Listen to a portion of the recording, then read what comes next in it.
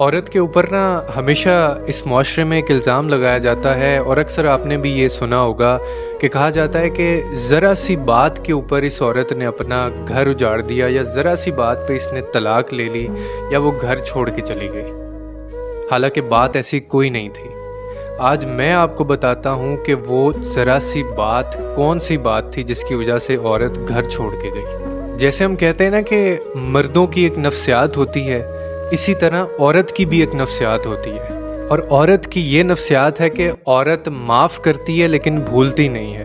उसका मर्द फिर वही गलती करता है, वो फिर माफ़ करती है लेकिन भूलती नहीं है। वो फिर माफ़ कर देती है लेकिन भूलती नहीं है। अब इसमें एक चीज़ जो कॉमन है कि वो भूलती नहीं है, और हम इस चीज़ को टेक फॉर ग्रांटेड ले रहे होते हैं कि अगर उसने आगे से हमें माफ़ कर दिया है तो इसका मतलब है कि हम वो गलती दोबारा कर सकते हैं। हालांकि वो पुरानी गलती भूली नहीं होती, क्योंकि उसकी नफ्सियात है, माफ़ करेगी भूलेगी नहीं, माफ़ करेगी भूलेगी नहीं।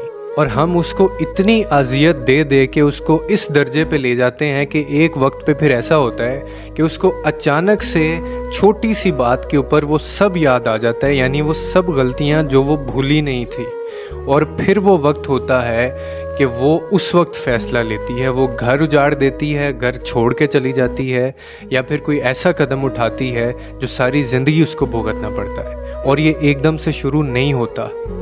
ये माफ़ करना, उसके बाद ना भूलना, कंटिन्यूस एक प्रोसेस होता है। बार बार की गई गलतियाँ जो हैं वो सामने आती हैं। तो जिस तरह हम कहते हैं ना कि मर्दों की एक नफ्सियात होती है और वो औरतों को समझनी चाहिए, इसी तरह औरतों की भी नफ्सियात होती है जो हम मर्दों को समझनी चाहिए।